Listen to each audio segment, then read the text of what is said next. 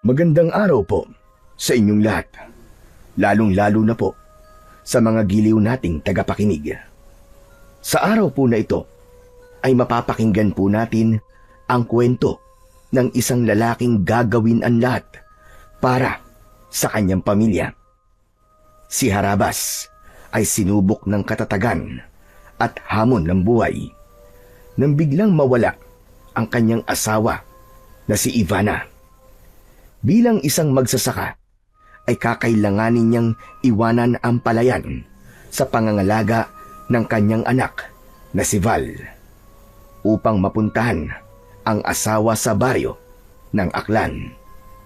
Dito niya makikilala ang isang antingerong magbibigay sa kanya ng kakaibang sandata at mutya na magagamit niya laban sa mga kampon ng kadiliman. Magagawa pa kaya niyang mabawi ang kanyang asawa na si Ivana? Magtagumpay kaya siya laban sa lumalakas na puwersa ng kadiliman? Sama-sama po nating pakinggan ang buhay at pakikipagsapalaran ng magsasakang manunugis na sumugod sa baryo ng Aklan. Ngunit bago po ang lahat, mga idol, huwag naman po nating kalimutang mag-subscribe at i-hit ang notification bell sa aking YouTube channel na The Voice Addict at Apong Isaak para sa mas marami pang makapigil hiningang kwentong aswang at katatakutan mula sa mundo ng kababalaghan. Umpisahan na po natin ang kwento. Anak, halika nga muna rito. Mag-usap tayo. Itigil mo na muna ang pagsusulat mo. Sino ba yung madalas na sinusulatan mo? Tay, kaibigan ko lang po. Nakatira po siya sa Aklan. Gusto ko po sanang hanapin niya po si nanay. Tay, teka po. Tungkol po ba saan ang pag-uusapan natin? Tungkol sa nanay mo, anak. Balak kong sundan siya sa Aklan. Nag-aalala na ako. Hindi na siya nakabalik simula nang umalis siya. Tay, iiwan niyo po ako dito? Oo, anak. Hindi kita pwedeng isama ron. Delikado at mapanganib para sa'yo. Pero tay, paano naman po ako dito? Baka ikaw naman po ang hindi na bumalik. Bakit, anak? Wala ka bang tiwala sa akin? Dati ako manunugis ng mga aswang. Kaya alam ko na ang pupuntahan ko ay maraming masasamang elemento at nagtatago sa dilim. Kaya nga masyado na ako nag-aalala sa nanay mo eh. Paano ko napahamak na siya? Tay, sasama na lang po ako. Huwag mo po akong iiwan dito na mag-isa. Hindi ka pwedeng sumama sa akin, anak. Sino may iwan sa palayan? Ikaw lang ang maaasahan ko rito na magbabantay sa tanim natin ng mga palay. Pati na ang pag-aalaga sa mga hayop. Alam mo naman, anak, na marami pa rin na magdanakaw ngayon. Tay, ayoko pong maiwan dito eh. Nakikiusap po ako sa inyo, tay. Isama niyo na lang po ako. Sige na. Anak, nakikiusap din si tatay sa'yo. Mahalaga ka sa akin. Ayokong pati ikaw ay mapahamak ng dahil sa amin ng nanay mo. Isa pa, mapanganib ang lugar na pupuntahan ko. Sana naman ay maintindihan mo ko, anak. Huwag nang matigas ang ulo mo. Mahirap din naman sa akin na iwan ka rito na mag-isa. Ngunit mas pipiliin ko na hindi kita isama kaysa mapahamak ka sa pupuntahan ko. Tay, nag-aalala po ako sa inyo ni nanay eh. Natatakot po ako eh. Tulad ng sinabi ko, anak, wala ka bang tiwala kay tatay? At wala ka rin bang tiwala sa Diyos? Hindi niya ako pababayaan, anak. Kaya huwag kang matakot. Meron po akong tiwala sa Diyos, tay. Pero sa lugar po na pupuntahan mo, wala akong tiwala dun. Bal, anak. Basta't magtiwala ka sa akin. Huwag kang mag-alala. Kilala mo naman ako. Kaya kong ipagtanggol ang sarili ko. Sige na, sige na. Tama na ang usapan na to. Buo na ang desisyon ko, anak. Maiiwan ka muna rito. At huwag mong pababayaan ng palayan natin. aasahan kita, anak. Tay, iiwan niyo po talaga ako rito? Hindi naman kita iiwan, anak eh. Babalik ako kagad at sa pag-uwi ko rito, pangako ko, kasama ko ng nanay mo. Kaya huwag ka nang umiyak dyan. Walang mangyayaring masama sa amin ng nanay mo. Parang pinipiga ang puso ng may 40 taong gulang na si Harabas. Pinagmasdan niya ang mukha ng kanyang anak na si Val. Nakatungo ito at umiiyak habang ang luha ay pumapatak sa kulay dilaw na papel na madalas na pinagsusulatan nito. Palagi niyang nakikitang nagsusulat ang anak para sa kaibigan nito na nakatira sa Aklan. Dala ng awa ay mahigpit niyang niyakap ang kanyang anak na si Val. Mas lalong lumakas ang iyak nito. Kaya hindi siya umalis sa tabi nito hanggat hindi ito tumitigil sa pag-iyak. Isang malalim na buntong hininga ang pinakawalan ni Harabas habang nakatanaw sa labas ng bintana. Isang magsasaka si Harabas sa baryo ng Padan Antique. Tinalikuran niya ang pagiging manunugis ng mga aswang magmula nang makilala niya ang kanyang asawa na si Ivana. Nagtanan lamang sila noon mula Aklan hanggang Antique. Ngunit nang mabalitaan ng kanyang asawa na namatay na ang ina nito, ay sinundo ito ng isang lalaking hindi niya nakita kung sino. Val lamang ang nakausap ng lalaki para ipagpaalam ang kanyang asawa na si Ivana. Dahil ng mga oras na yon ay nasa palayan siya. 2 linggo nang hindi umuuwi si Ivana sa kanila. Kilala niya ang asawa. Hindi ito nakakatagal nang hindi sila kasama. Kaya mas lalo siyang nag-alala. Hindi niya alam kung magkikita pa ba silang dalawa ni Ivana.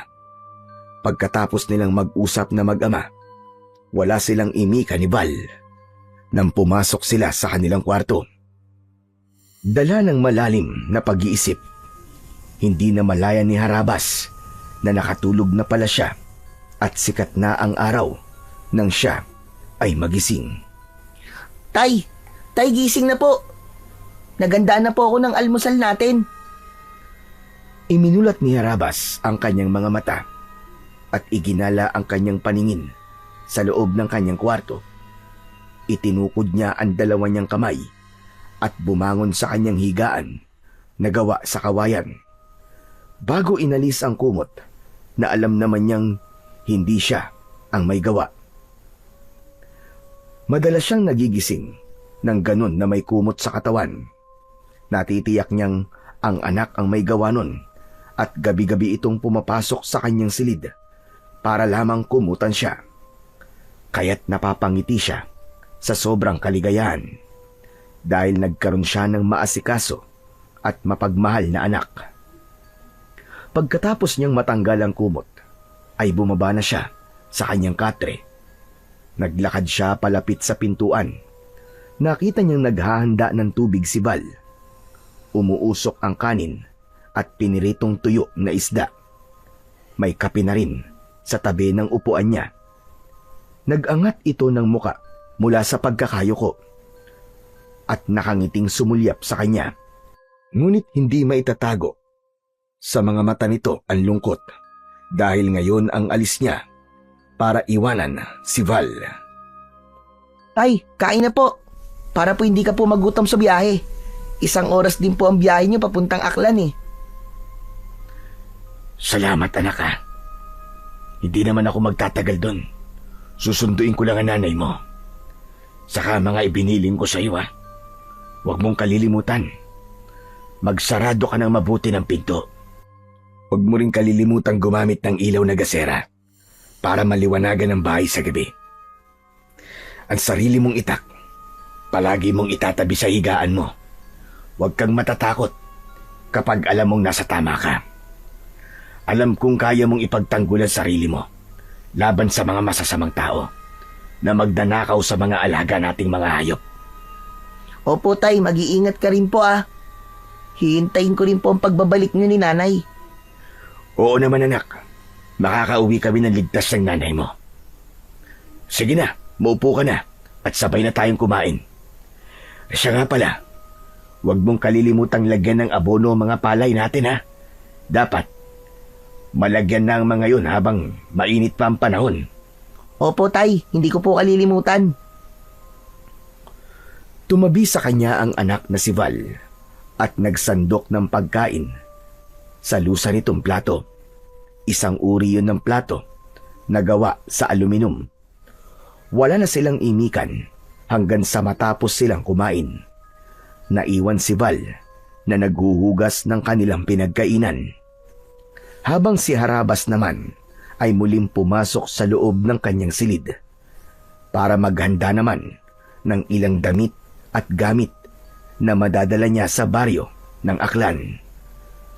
Panay ang buntong hininga niya habang nagtitiklop ng mga damit. Inilalagay niya yun sa kulay itim na bag. Yun ang kauna-unahang pagkakataon na iiwan niya ang kanyang anak. Kaya mabigat sa kanyang dibdib ang gagawin niyang pag-alis. Pakiramdam niya ay may tinik na nakaharang sa kanyang lalamunan, habang ang naririnig niya ay ang malakas na tibok ng kanyang puso at ingay ng lusang plato na hinuhugasan ni Val. Pati na ang pagsalok ng tubig ng anak mula sa tapayan ay parang nakadagdag sa bigat na nararamdaman niya sa kanyang dibdib.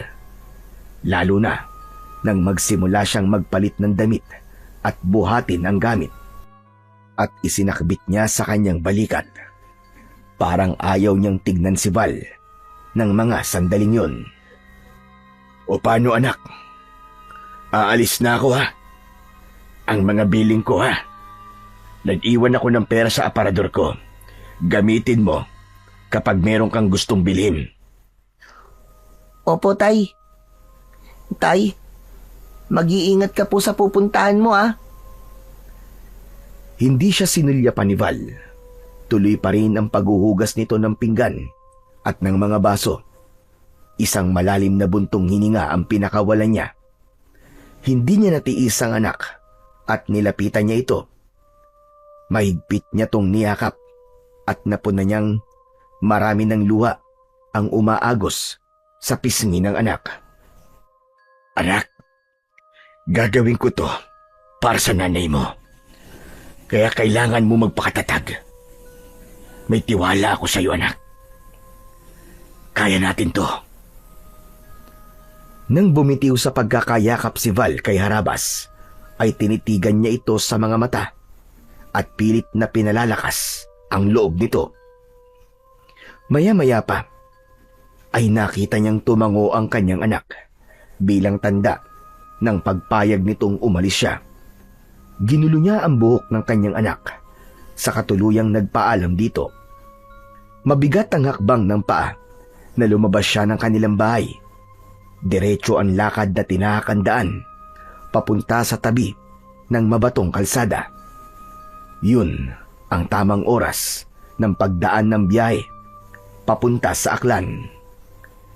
Isang jeep lang din ang bumabiyahe sa baryo nila na kapag naiwan ang sasakyan ay kakailanganin na maghintay na naman ng kinabukasan. Pagkalipas ng ilang minuto ay nakarating na siya sa gilid ng kalsada. Para bang mabigat ang kanyang dibdib na panayan dasal na sana ay gabayan siya ng Panginoon sa kanyang paglalakbay. Maya-maya pa ay nakarinig siya ng tunog ng busina ng sasakyan, kaya't napatayo siya ng tuwid at napatingin sa gawi ng paparating na jeep. Medyo may kalumaan na yon, ngunit maayos pa naman ang takbo. Kita niya agad ang mga pasahero na nakaupo sa bubong ng sasakyan. Marami ang nakasabit sa pinto. Mabuti na lang at tinigilan siya ng driver para pasakayin kahit puno na. Kaya ko to.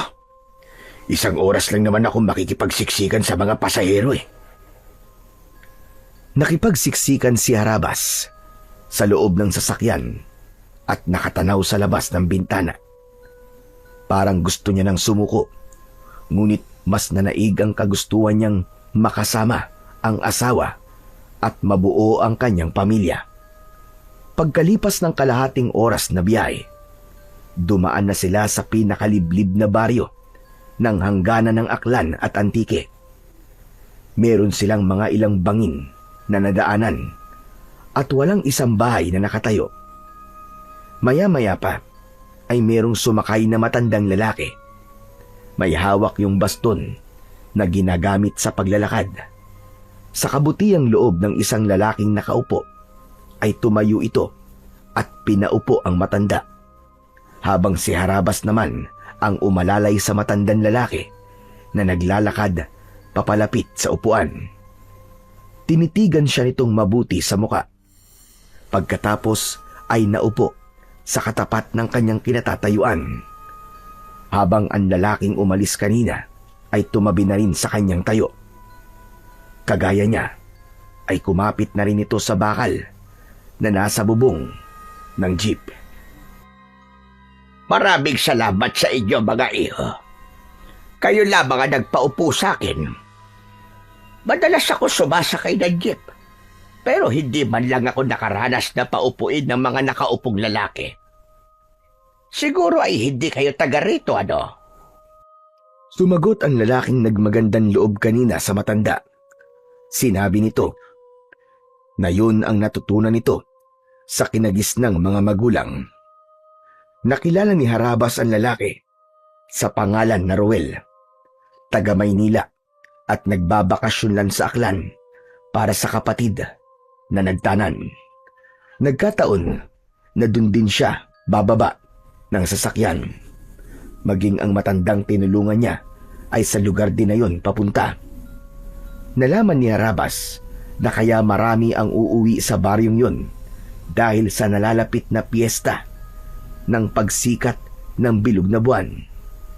Yun ang pinakamahalagang pagdiriwang ng baryo ng Natas sa Aklan para sa pagsisimula raw ng masaganang ani. Pero iba ang kabang bumundol sa kanyang dibdib. Iba ang pakiramdam niya sa nasabing pagdiriwang dahil ilang beses na siyang humarap sa iba't ibang klaseng labanan. Alam niyang ang piyesta sa baryo ay hindi lang piyesta ng mga normal na tao, kundi pagdiriwang din ng mga nilalang na nagtatago sa dilim. Bahagyang nagulat si Harabas nang marinig ang boses ng matanda. Nandito na pala tayo. Hindi pa ba kayo bababa? Sinulyapan ni Harabas ang hinintuan ng mga sasakyan, kaya't bahagya siyang nagtaka dahil mabilis silang nakarating sa baryong pupuntahan niya. Maya-maya pa ay naramdaman ni Harabas na kasunod na niya ang matanda sa pagbaba ng sasakyan, kasama ang lalaking si Ruel. Pagbaba nito ng jeep, ay umalis kagad ito at sumakay naman ng kalesa para ihatid sa lugar na pupuntahan nito. Kaya naman, magpapaalam na rin sana si Harabas sa matanda nang bigla itong natumba sa tabi niya. Nagkagulo ang mga tao nang makitang nawalan ng malay ang matanda. Binuhat niya ito at dinala sa mahabang bangko na gawa sa tabla. Inihiga niya ito at pinaypayan gamit ang kanyang kamay. Marami ang nag-alok ng tulong, pati na ang mga gamot, para sa agad na pagbabalik ng malay ng matandang lalaki. Malamig ang katawan nito dahil sa pawis. Hindi niya ito iniwan at kinalong ang ulo nito habang banayad ang paghinga. Marami pong salamat sa tulong nyo para po sa gamot. Ngumiti ang babaeng nagbigay sa kanya ng panghaplas na katingko at sinabi nito na kilala raw ng mga ito ang matanda. Tawag daw nila sa matanda ay Lolo Estoy. Mabait daw ito at kilalang albularyong antingero sa baryo ng Natas. Pagkatapos nilang makipag-usap sa babae, ay ginamot naman niya si Lolo Estoy. Ilang saglit pa, Nagkamalay naman na ang matanda. Una nitong hinanap ang hawak nitong baston kanina. Anong nangyari? Nawalan ho kayo ng malay, Lolo Estoy. Siya nga po pala. Nandito po ang tungkod nyo. Salamat. Diyos ko. Aray, pasensya ka na. Nahilo kasi ako kanina. Maraming pasahero at hindi ako sanay sa siksika na biyahe. Ngayon lang naman nangyari ang bagay na yon. Dahil malapit na ang piyesta. Abay, sino ka nga ba, iho? Ako po si Harabas. Taga-Antiki po ako. Gumuhit ang ngiti sa labi ng matanda. Tumango ito na para bang masaya na nalaman ito ang pangalan niya. Hindi niya alam kung bakit ganun ang reaksyon ni Lolo Estoy. Ngunit kailangan niya nang magpaalam dito dahil hahanapin pa niya ang kanyang asawa na si Ivana. Mukhang gusto mo nang umalis, Harabas. Pasensya na sa abala na ginawa ko, ha? Ang mabuti pa kaya sa'yo na lamang ito. Napakunot ang noo ni Harabas nang makitang dumukot sa bulsa si Lolo Estoy. Nang makuha nito ang bagay sa loob ng bulsa, ay tumambad sa kanyang paningin ang isang bilog na bato. Parang isang ordinaryong bato lang yun, na makinis lang ang balat. Kulay itim yun at mukhang matagal nang nakatago. Isang bato? Ano naman po ang gagawin ko sa batong yan, Lolo Estoy? Magagamit mo ito. Isang mutya na nanggaling sa pusod ng supremo ng mga aswang. Ano po? Pambihira naman. Bakit niyo po yan na binibigay sa akin? Bakit? Hindi ka ba naniniwalang mutya ito na galing sa pusod ng supremo ng mga aswang? Kakaiba ang mga aswang na nakatira rito. At malaki ang maitutulong nito sa iyo, Harabas. Kung ganun po, tama po ang hinala ko. Napugad niya ng mga aswang ang lugar na ito. Oo naman. Hindi ko naman maitatanggi yun. Kaya wala kang karapatan na pagkatiwalaan ang isa man sa lugar na to. Dahil halos lahat ng nakatira rito ay merong kakaibang pagkatao. Pero meron pa namang matitinong tao sa lugar na to. Kaya sige na, tanggapin mo na itong mutya. Ingatan mo ang bato na yan. Ililigtas ka niyan sa tiyak na panganib. May dahilan kung bakit tayo nagkita ngayon. Isipin mo na ako ang ipinadala ng Diyos para gabayan ka sa pupuntahan mo. Balang araw, matatapos din ang masasamang gawain ng mga taong naninirahan dito. Tumayo ang matanda at kinuha nito ang tungkod. Ang itsura ng kahoy ay pabaluktot sa hawakan. Kakaiba ang nakaukit na disenyo sa tungkod nito. Napatingin si Harabas sa mga taong abala sa pagtitinda ng mga pagkain sa mga pasaherong bumababa sa jeep. Sanay si Harabas sa ganung mga lugar. Dahil dati siyang manunugis ng mga aswang, hindi siya natatakot noon kapag nakikipaglaban sa iba't ibang uri ng mga aswang. Pero ngayon, kakaiba ang takot na nararamdaman niya. Para bang isang gera ang pupuntahan niya. Ganon din siguro kapag merong anak na alam niyang naghihintay sa kanya. Pinuno niya ng hangin ang kanyang dibdib bago siya tumayo at nagpaalam na sa matanda. Ngunit nagulat siya nang ibigay sa kanya ng matanda ang hawak nitong baston. Ikaw na ang gumamit nito, Harabas. Sa tingin ko ay mas kakailanganin mo yan. Hindi pwedeng maghiwalay ang tungkod at ang mutya. Bilang pagtanaw ng utang na loob ko sa iyo at sa pagtulong mo at pag-aalaga sa akin. Hala, sige na. Mag-iingat ka sa pupuntahan mo. Pero Lolo Estoy, hindi ko naman po ito kailangan. Mas kailangan niyo po ito sa paglalakad niyo. Nagkakabali ka, Harabas. Higit na mas kailangan mo yan. At kahit na anong mangyari, palagi mo yung dadalhin kahit saan ka magpunta. At ang bato na ibinigay ko sa'yo, palagi mo lang yang ilalagay sa bulsa mo. Hindi pa ito ang huli natin pagkikita. Muli tayong magkakasama at magkakausap. Mag-iingat ka sa pupuntahan mo. Pero hindi ko po ito matatanggap. Mahihirapan ka pong maglakad ng wala ang baston. Kaya kong maglakad ng wala ang baston. Isa pa, hindi lang yan basta baston, Harabas. Kapag iniikot mo ang hawakan yan, lalabas ang patalim sa loob. Magagamit mo ang talim sa oras na malagay ka sa panganib. Sinasabi ko to sa'yo dahil gusto ko palagi kang maging alerto sa lahat ng oras.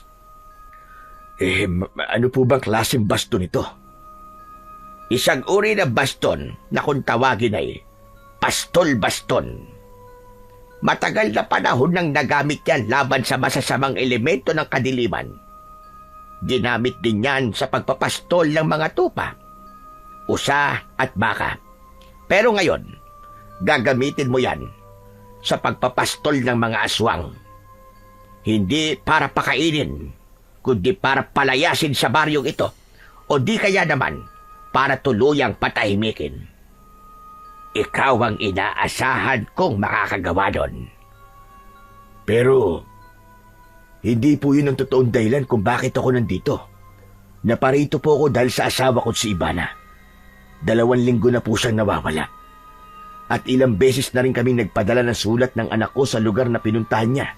Pero ni isang sagot ay wala pong nakarating sa amin. Kung tutuusin po, marami nang pwedeng mangyari sa loob ng 2 linggo. Pero umaasa pa rin ako na sana ay walang nangyaring masama sa asawa ko. Kung nagpunta nga siya rito, natitiyak kong buhay pa siya. Pero kung naganap na ang piyesta, malamang wala na siya at hindi mo na siya mababawi pa. Ano pong ibig niyong sabihin, Lolo Estoy? Maraming kultura ang umiiral sa lugar na ito. At ang pinakasikat ay ang kulturang itim na kayang magparami ng kanilang kampon.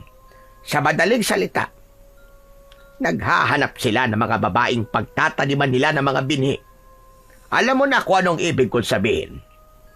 Hindi pa naman huli ang pagdating mo dahil 5 araw mula ngayon ay magaganap pa lang ang pagbilog ng kulay pulang buwan.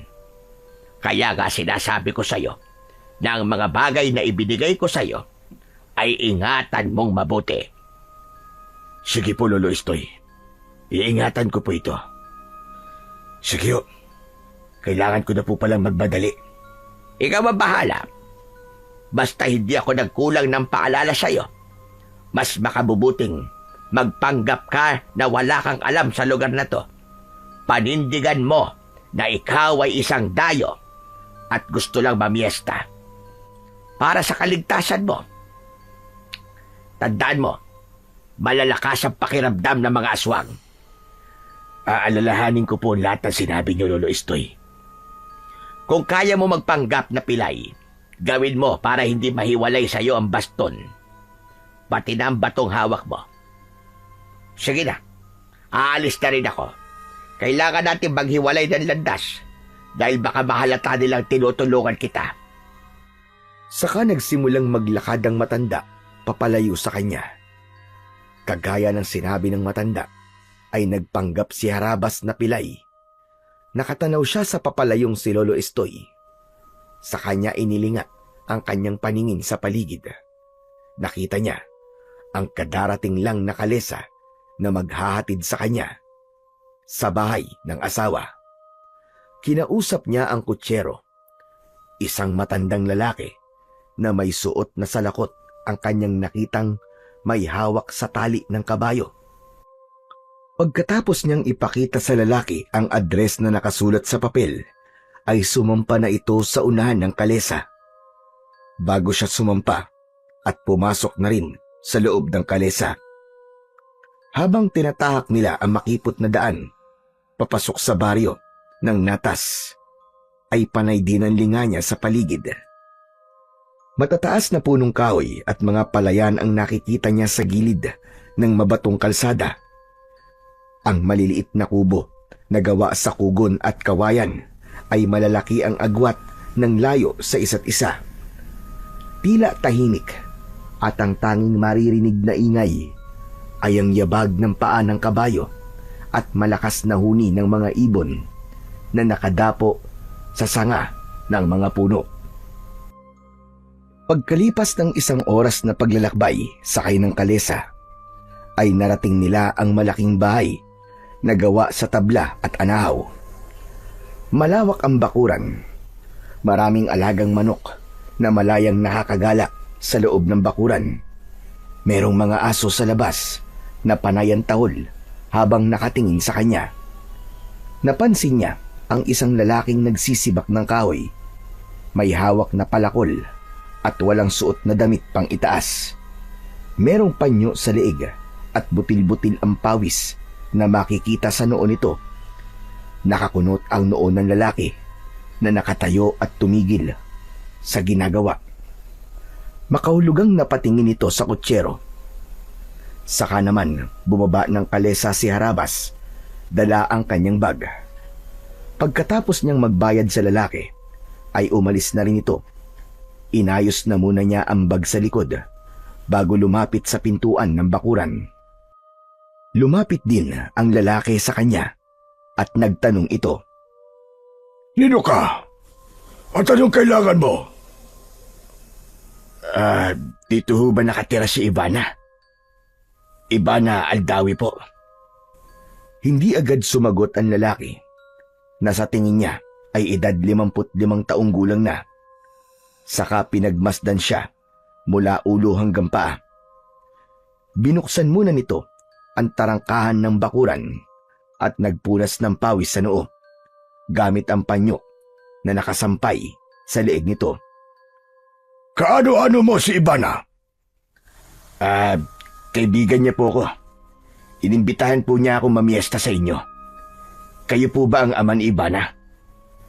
Hindi ako ang ama ni Ivana. Ako nakabili sa lupang kinatitirikan ng bahay ng mga magulang ni Ivana. Pagkatapos niyang makipagtanan nun sa lalaking nakilala niya sa sulat, ibinenta ng kanyang mga magulang ang bahay at lupa nila sa akin. Matagal nang wala mga magulang ni Ivana rito. Nangyari niya, lumipat na sila ng ibang lugar. Ang nakatira na rito ay kaming mag-asawa kasama ang aming anak na si Tongtong Sahor. Nako, paano po yan? Wala pa naman akong ibang matutuluyan dito. Wala po akong ibang kakilala rito. Hindi po kasi nabanggit sa akin ni Ivana na wala ng kanyang mga magulang sa dati nilang bahay. Kailan mo pa ba siya nakausap? Baka nahuli lang ang dating ng sulat niya. Kung gusto mo, meron kaming isang kwarto na pinapaupahan. Sinadya naming magpagawa ng kwartong upahan para sa nalalapit na piyesta. Marami kasing dumadayong mga tao rito para mamiesta. Yun naman kung gusto mo lang. Wala naman po akong magagawa. Wala talaga akong matutuluyan dito Sige po, ako na lang po ang uupa sa silid nyo. Magkano naman po ang babayaran ko kung sakali? Ilang araw ka bang mananatili rito? Kung hihintayin mo ang piyesta namin, 5 araw yun mula ngayon. Hindi po ako sigurado kung gaano po ako katagal na mananatili rito. Bala ko po sanang hanapin si Ivana kung saan siya nakatira ngayon. Ikaw ang bahala. Hindi ko naman nabalitaan na umalis siya ng baryo. Baka lumipat lang ng bayo di kaya tumira sa bahay ng lolo niya. Sige po. Pwede ko po bang makita ang silid? Hindi na rin po ako makakagala dahil malapit na pong dumilim ang paligid at baka maligaw pa po ako kung mag-isa ako maghahanap sa kanya. Hayaan mo at pagdating ng anak ko ay pasasamahan kita sa bayan. Hindi ko kasi alam kung saan lumipat ng bahay ang pamilya ni Ivana. Matagal nang bakante ang bahay na to. Siguro mga nasa 10 taon na rin ang lumipas. Tapos nung nakaraan na linggo lang, lumipat kami rito. Pero nabalitaan namin na patay na raw ang kanyang ina. Hindi naman kami nakikipag-usap sa mga yon dahil abala na rin kami sa nalalapit na piyesta. Kaya hindi namin natanong sa nagatid ng balita kung saan sila nakatira. Ganun po ba? Sige po, tara na. Gusto ko na pong makita ang silid. Natigilan ang lalaki nang mapansin nito ang baston na hawak ni Harabas, pati na ang paraan niya ng paglalakad. Kasama yon sa sinabi ni Lolo Estoy para hindi malayo sa kanya ang baston pastol. Ang ganda naman ng baston mo. Hindi ko alam na may kapansanan ka pala.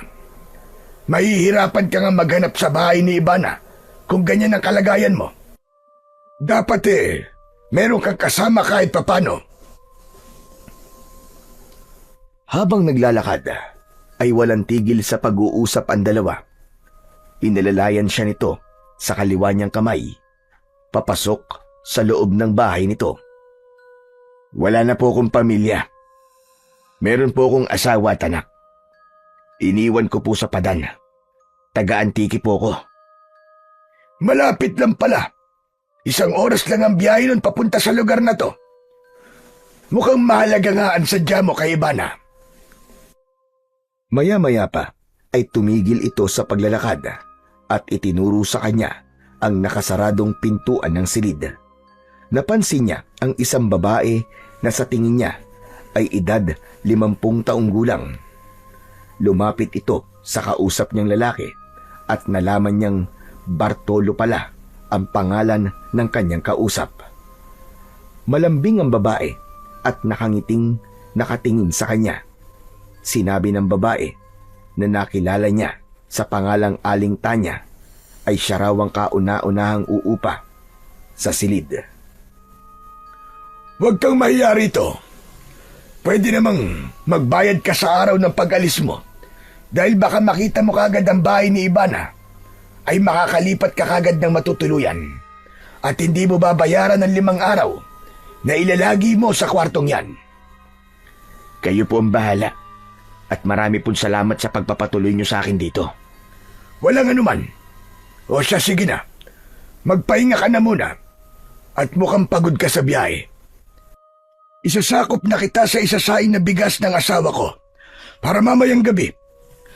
Isipin mo na lang na bisita ka namin dito. Kaya huwag kang mahihiya. Isipin mong bahay mo to. Marami pong salamat sa kabutihan niyo, Mang Bartolo. Pati po sa inyo, Aling Tanya. Nakangiting tumango ang mag-asawa bago nagpaalam sa kanya. Nang makaalis na ang mag-asawa sa harapan niya, pumasok naman si Harabas sa loob ng kwarto.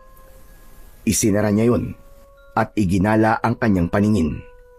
Isang lumang aparador na walang laman ang tumambad sa kanyang paningin. Isang higaan na gawa sa tabla at mga nakatiklop na unan at kumot ang nakita niyang nakahanda sa higaan. Sa likod naman ng pinto ay merong nakatiklop na banig na gawa sa abaka. Nakahilera ang walis tambo para sa sahig na gawa sa tabla. Makinis ang sahig at halatang nilagyan ng floor wax na pinakintab naman ng lampasong nyog. Makaluma ang estilo ng sahig at parang talagang nasa sinauna siyang panahon. Ganon din ang gasera na gawa naman sa babasaging taklob na tumatakip sa ilaw na may tela at gas.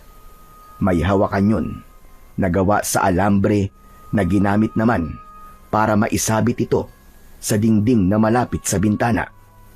Lumapit siya sa nakabukas na bintana at tanaw niya mula roon ang kakahuyan na maginhawa sa kanyang paningin. Merong ilang mga banderitas ang nakasabit sa gilid ng natatanaw niyang kalsada na papunta sa bayan ng Natas. Isang malalim na buntong hininga ang pinakawalan niya bago niya inilapag ang kanyang bag sa sahig na katre, saka naupo at nahiga. Napatitig siya sa bubong ng kanyang silid. May kalumaan na rin yun ngunit wala namang butas. Biglang sumagi sa kanyang isip ang iniwan niyang anak sa padan. Nag-aalala siya at nakukonsensya sa kanyang ginawa. Kaya kailangan niyang mahanap kagad ang asawang si Ivana para makabalik siya kagad sa piling ng kanyang anak na si Val. Bumangon siya at kinuha ang mga gamit. Kinuha niya sa bulsa ang bato. Pinagmasdan niya ang bagay na yon. Habang hawak niya yon, ay bigla niyang naramdaman ang pag-iinit ng bato. Saktong pagkatok sa labas ng kanyang silid, narinig niya ang boses ni Mang Bartolo. Harabas! Pwede ba akong pumasok? Mabilis na itinago sa bulsa ni Harabas ang bato. Saka nilapitan ang nakasaradong pintuan.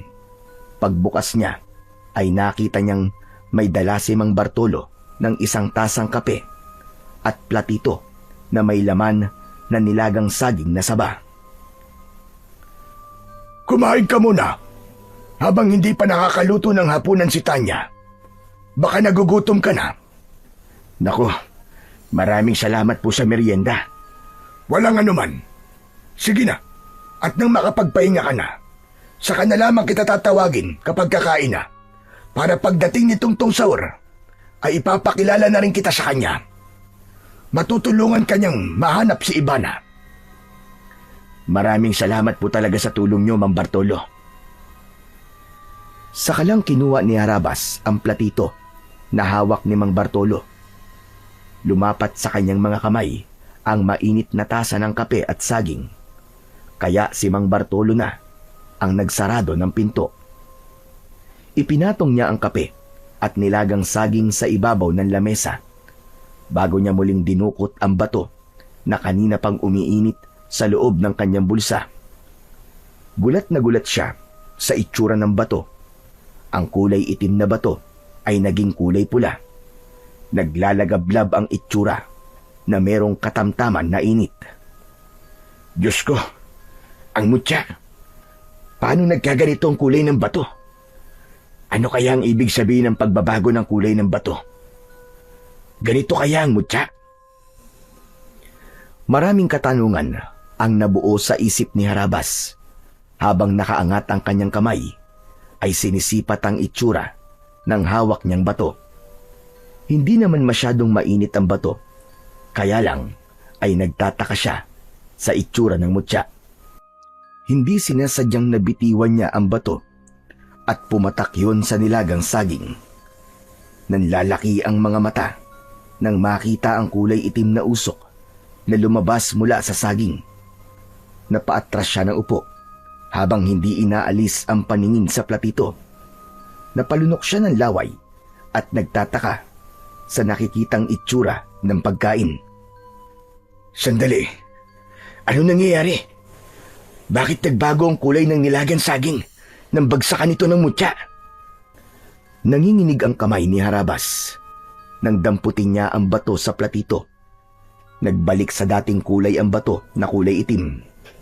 Kaya naman, nang mahawakan niya ang bato, ay sinubukan niyang bitiwan ng mutya sa tapat naman ng tasa ng kape. Tumunog ang tasa nang lumapat ang bato sa loob nito. Mas lalong nanlaki ang mga mata ni Harabas nang unti-unting nagbago ang kulay ng kape. Naging isang malapot na kulay pulang likido ang kape. Bumundol ang kaba sa kanyang dibdib at nagpasalamat sa matandang nagbigay sa kanya ng mutya. Dahil sa kauna-unahang pagkakataon, ay iniligtas siya ng mutya. Merong kakaiba sa pagkain ko. Tama si Lolo Estoy. Hindi nga dapat ako magtiwala sa kanila. Dahil sa mutya ng pusod ng Supremo ng mga aswang, nalaman ko ang totoong itsura at kulay na ibinigay nila sa akin na pagkain. Nahulog na pala ako sa patibong nila at muntik ko nang kagatin ang kanilang pain. Pues, hindi kayo magtatagumpay. Ako pa ang kinalaban nyo. Bumakas ang galit sa mga mata ni Harabas. Mas lalong lumakas ang kutob niyang hindi totoong wala na ang kanyang asawa sa lugar na yon. Hindi lang niya alam kung saan niya hahanapin si Ivana. Mabilis na tumayo si Harabas at kinuha ang platito. Itinapon ang saging at itinaktak ang laman ng tasa na merong kape. Palalabasin niyang ininom niya yon at kinain ang saging. Kung ganun, kailangan kong makaisip ng paraan para hindi makasabay sa kanila sa pagkain. Bahala na. Kinuha ni Harabas ang mutya sa ibabaw ng lamesa na nabasa dahil sa kape. Saka isinilid niya yon sa kanyang bulsa. Ngayon, ay alam ko na kung ano ang palatandaan sa bato. Malalaman ko kung aswang o tao ang kaharap ko sa pamamagitan ng pag-iinit ng mutya. Kailangan ko magdoble sa pag-iingat para sa anak kong si Val na naghihintay sa akin sa pagbabalik namin ni Ivana. Kailangan ko ng karagdagang pag-iingat. Hindi ko akalain na balak nila akong gamitan ng itim na kapangyarihan. Marahil sa simula pa lang, ay alam na nila kung sino ko. Maya-maya pa ay narinig naman ni Harabas ang ilang katok sa labas ng pinto. Tinawag siya ni Aling Tanya at sinabi nitong kakain na. Pagkakataon niya na yon na umisip ng idadahilan para hindi siya makasabay sa pagkain sa mga ito. Muli niyang sinilyapan ang lamesa at kinuha ang walang laman na tasa at platito. Nagtungo siya sa pinto at binuksan yun, habang ang kabang nararamdaman sa dibdib ay mahahalata sa nanginginig niyang kamay. Pilit siyang nagpakatatag. Kalmado siyang humarap sa babae. Sinabi nitong kakain na at siya na lamang daw ang hinihintay ng mga ito. Nasa kusina na rin daw ang anak nito na si Tungtong Sahur. Pasensya na po, Aling Tanya, hindi na po ako makakakain. Busog na po ako sa saging na dinala sa akin ni Mang Bartolo Marami pong salamat sa pag-aalok niyo sa akin ng pagkain. Pero napagod po ako sa biyahe kaya magpapahinga na po muna ako. Pakisabi na lang po kay Mang Bartolo. Salamat po at pasensya na. Nahuli ni Harabas na pasimpleng sumilip sa loob ng kwarto si Aling Tanya. Sabay sulyap sa iniabot na platito at tasa ni Harabas. Pigil ang kanyang hininga habang hinihintay na umalis ito. Kinuha nito ang platito at tasa. Kaya nakahinga siya ng maluwag nang magpaalam na ito sa kanya. Sabay talikod sa kanya ni Aling Tanya. Dala ang pinagkainan niya. Maigpit niyang hinawakan ng kanyang baston habang nagkukunwaring hirap sa paglalakad bago tuluyang isinara ang pinto. Ganon din ang ginawa niya sa nakabukas na bintana. Ipinahinga niya ang katawan dahil natitiyak niyang mamayang gabi ay hindi siya makakatulog. Mahirap matulog sa lugar kung alam niyang nasa kabilang silid lamang ang mga kalaban. Hanggat hindi niya natitiyak kung anong klaseng mga nilalang ang nakapalibot sa kanya, ay hindi siya maaaring magtiwala sa mga ito. Isang malalim na buntong hininga ang pinakawalan ni Harabas bago ipinikit ang kanyang mga mata, habang ang maririnig niyang ingay ay ang putak ng mga manok na tumutuka sa lupa sa likod ng kanyang kwarto, malapit sa bintana. Hindi niya namalayan na nakatulog na siya, kaya hindi niya alam kung anong oras siya nagising. Iginala niya ang kanyang paningin. Madilim na ang paligid at nakakabingi ang katahimikan na yon. Pakiramdam niya, wala siyang kasama sa bahay, ngunit napalitan yun ng malakas na kaluskos sa kanyang bubong. Tila pusang nagkukutkot at binubutas ang anahaw na bubong. Hinawakan ni Harabas ang baston, maging ang kanyang mutya sa loob ng kanyang bulsa ay umiinit ng mga sandaling yun. Kaya natitiyak niyang hindi isang hayop ang nasa bubong, kundi isang nilalang na matagal na niyang kinakalaban. Sino yan? Umalis ka sa bubong. Kung hindi, bubutasin ko ng kutsilyo ang katawan mo. Saglit na tumigil ang kaluskos sa itaas ng bubong at lumipat yon sa kanyang dingding sa nakasaradong bintana na gawa sa sawaling kawayan. Mahigpit pa rin ang pagkakakapit niya sa kanyang baston habang hindi inaalis ang paningin sa pinagmumula ng ingay. Kahit hindi niya nakikita ang nilalang na yon, alam niyang matulis na kuko ang gamit nito sa pagkaskas ng bagay na yon sa kanyang dingding. Hindi nagpahalata si Harabas sa nararamdaman niyang takot. Matapang niyang binuksan ang bintana. Tumambad sa kanyang paningin ang kalbong nilalang na merong mapupulang mga mata. Mataas sa ulo ang tenga nito at merong mahabang dila. Maliit na bibig at ilong na parang sa paniki. Kapansin-pansin ang malakahoy nitong katawan na parabang balat ng isang kalabaw. Bumaluktot ang katawan nito. Umikot ang mga kamay at leeg papunta sa likod. Para siyang tinatakot sa taglay nitong nakakatakot na anyo. Higit pa roon ay meron din itong kakayahan na humaba ang kamay. Sinakal siya nito sa kanyang leeg. Naramdaman ni Harabas ang malakas na kamay ng nilalang at hinila siyang palabas ng bintana. Bitiwan mo ako! Halimaw ka! Naramdaman ni Harabas ang pagbagsak ng kanyang katawan sa lupa. Ngunit hindi niya binitiwan ang baston. Sa halip ay ipinalo niya ang baston sa kamay nito. Tila napaso ito at nabawi ang kamay. Kaya naman, nagkaroon ng pagkakataon si Harabas para lumaban sa aswang. Nagulat ang nilalang sa pagsirko niya sa ere. Pagbagsak niya sa lupa ay sakto yun sa harapan ng nilalang. 2 palo kagad ang ginawa niya na tumama sa leeg ng kalaban. Bumagsak ito ng pasadsad sa lupa habang umaangil at pilit na tumatakas papalayo sa kanya. Dinukot niya ang mutya sa kanyang bulsa at kitang-kita niya ang kulay pulang liwanag na bumalot sa bato. Kasabay ng paghigop nito sa kulay itim na usok na lumabas sa katawan ng aswang. Pumasok yon sa kanyang mutya. Kitang-kita niya rin ang pagkikikisay ng katawan ng aswang hanggang sa masunog ito.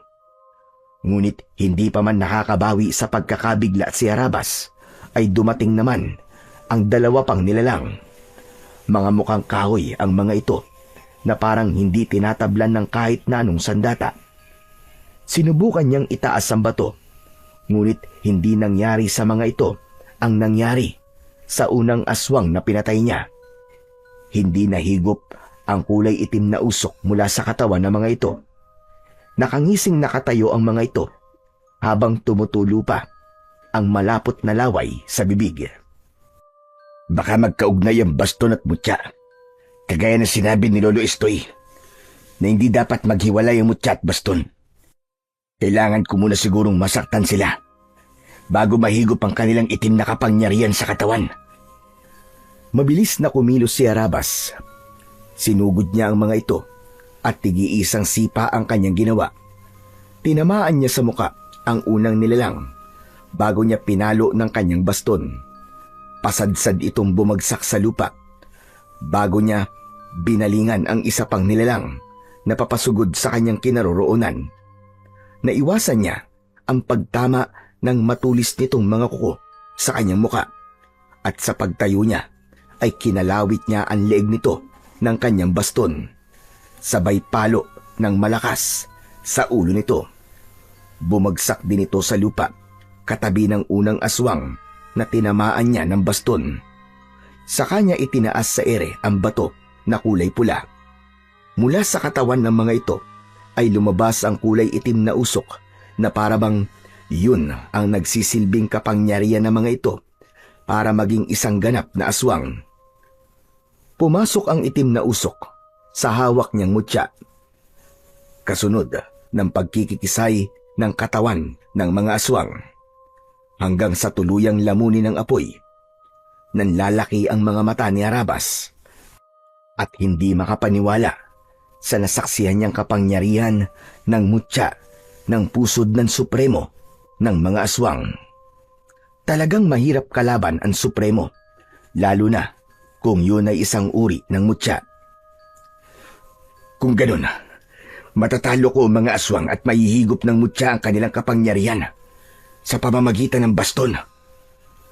Habang natitigilan si Harabas, ay muli niyang itinago ang kanyang mutya sa bulsa at ginamit ang baston para itukod ulit sa lupa. Nagkunwari ulit siyang pilay. Saktong dumating ang mag-asawa at lumapit ang mga ito sa kanya. Bakas ang kunwaring pag-aalala sa mukha ng mga ito. Kaya naman, nagkunwari din si Harabas na wala siyang alam sa pagkatao ng mga aswang.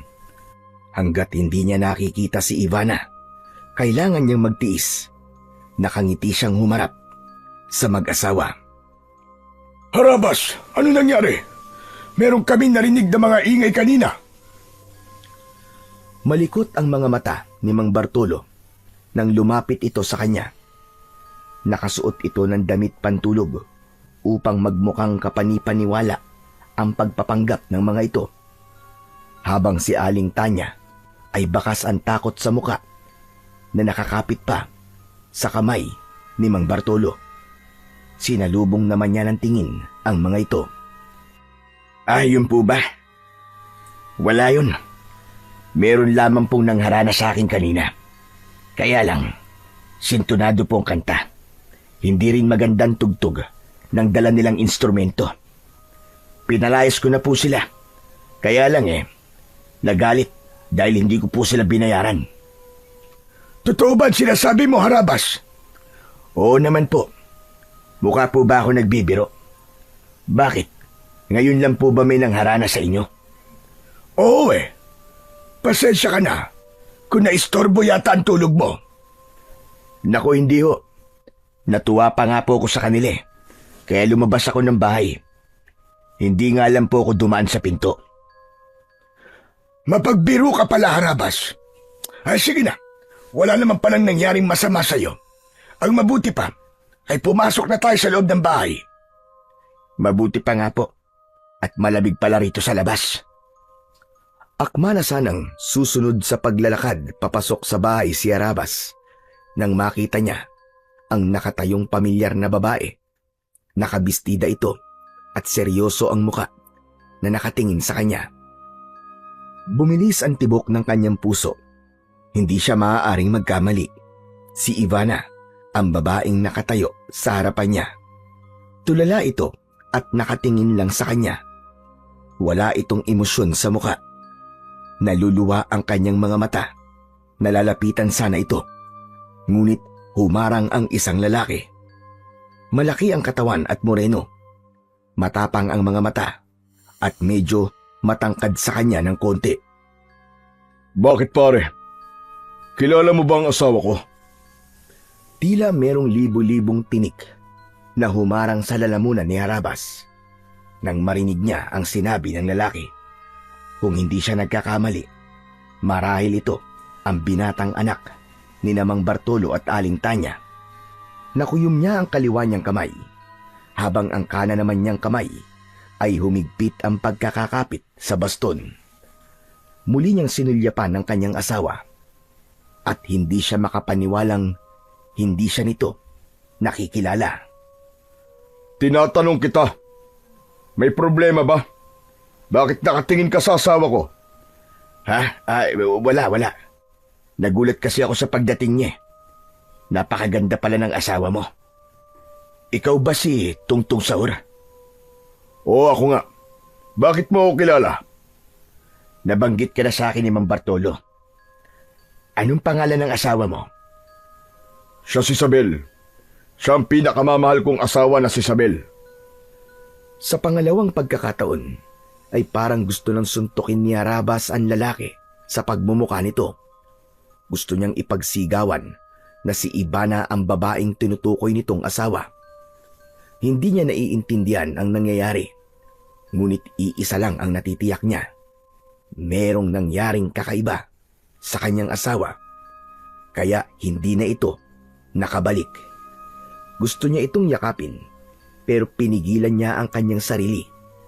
Kailangan niyang magtimpi ng galit dahil kapag nagkamali siya ng desisyon, buhay ng kanyang asawa ang magiging kapalit. Kailangan niya lang na umisip ng paraan kung paanong maitatakas si Ivana. Idagdag pa ang alalahanin niyang tila wala sa sarili ang kanyang asawa. Sige na, pumasok na tayo sa loob ng bahay. Masyado nang malalim ang gabi. Nang pumasok ang dalawa at nasa likod si Arabas, napigilan sariling hininga. Lalo na nang malaman niyang katabing silid lamang niya ang kwarto ng dalawa. Iniisip pa lang niya na hinahalikan ng ibang lalaki ang kanyang asawa ay parang gusto niya nang pumatay. Lalo na kung malapit lamang sa kanyang silid at sa ilang araw na nawala ang kanyang asawa ay maaaring meron nang nangyari sa mga ito. Sinamantala ng lalaki ang kahinaan ng kanyang asawa. Kulang na lang ay mabali sa kamay ni Harabas ang hawak niyang baston dahil sa labis na galit. Humarap sa kanya si Tungtong Sahur habang nakangiti. Ikinagagalak nga pala kitang makilala, Harabas. Nakilala ko na rin ang pangalan mo dahil kinananay at tatay. Bukas na lang kitang sasamahan para hanapin ang kaibigan mo si Ivana. Bago ito tuluyang pumasok sa loob ng kwarto, na hindi hinintay ang mga sasabihin niya, sumili pa ito sa pintuan habang nakaakbay kay Ivana na ngayon ay pinangalanan niyang Sabel. Matagal bago pumasok sa loob ng kanyang silid si Harabas, naiwan siyang nakatitig sa nakasaradong pintuan ng kwarto ni Tungtong Sahur. Maya-maya pa ay narinig niya ang boses ni Mang Bartolo. Bakit hindi ka pa magpahinga, Harabas? Maaga yata kayong aalis bukas, kasama ni Tungtong Sahur. Humarap siya kay Mang Bartolo. Sinalubong niya ang tingin nito. Sa pagkakataong yun, ay wala na ang asawa nitong si Aling Tanya. Kahit ako na lang po maghanap kay Ivana. Nakakahiya naman po, baka nakakaabala na po ako sa inyo. Naku, hindi ka naman nakakaabala sa amin, Harabas. Mabuti ngayon nang meron kang makakasama sa paghanap kay Ivana. Isa pa, ay hindi mo kabisado ang lugar na to. Ayos lang po ako, Mang Bartolo. Kaya ko na po mag-isa. Ganun ba? O sige, ikaw ang bahala. Sige po, magpapahinga na po ako. Sana naman, Harabas, huwag kang mailang sa amin. Magaan ang loob ko sa'yo, kaya masaya akong masaksihan mo ang piyesta namin dito. Teka, naubos mo na ba ang ibinigay kong saging at kape sa'yo kanina? Opo, kaya nga po, hindi na ako nakasalo sa inyo ng hapunan eh. Mabuti naman kung ganun. Sige na, at kailangan ko na rin matulog. Malalim na ang gabi. Napagod din ako sa pagsisibak ng kahoy kanina. Pinaghahandaan ko na kasi ang darating na piyesta. Mahirap kapag basa ang kahoy na ipanggagatong sa kalan. Maulan pa naman ngayon. Nang makapagpaalam ang lalaki, ay tumalikod na ito sa kanya. Saka naman nagpasya si Harabas na pumasok na sa loob ng kanyang silid na inuupahan. Napabuntong hininga siya habang nagpakawala ng malakas na suntok sa ere. Parang pinipiga ang puso niya kapag naiisip niyang nasa kabilang silid lamang ang kanyang asawa. Hindi na siya dinalaw ng antok ng gabing yon. Kaya naman, maaga siyang bumangon sa kanyang higaan. Agad siyang lumabas ng kanyang silid para makita ang kanyang asawa. Ngunit nagtataka siyang si Tungtong Sahur lang ang nakita niyang nakaupo sa harap ng lamesa. Seryoso itong nakatingin sa kanya at inalok siya ng kape. Ngunit tinanggihan niya yon at sinabi niyang hindi siya nagkakape sa umaga. Pakisabi nga pala kay Mang Bartolo na mag-iikot lang ako sa labas ng bakuran. Baka meron akong masagap na balita tungkol sa taong hinahanap ko. Ikaw ang bahala. Basta wag kang lalayo sa bahay. Marami ang masasamang nilalang na nagkalat sa tabi-tabi. Baka matsyempuan ka. Nabanggit naman yata sa'yo ni tatay na ibang lugar na to kumpara sa lugar na pinanggalingan mo. Wala pa naman nababanggit sa akin si Mang Bartolo tungkol sa bagay na yan. Teka, sandali lang.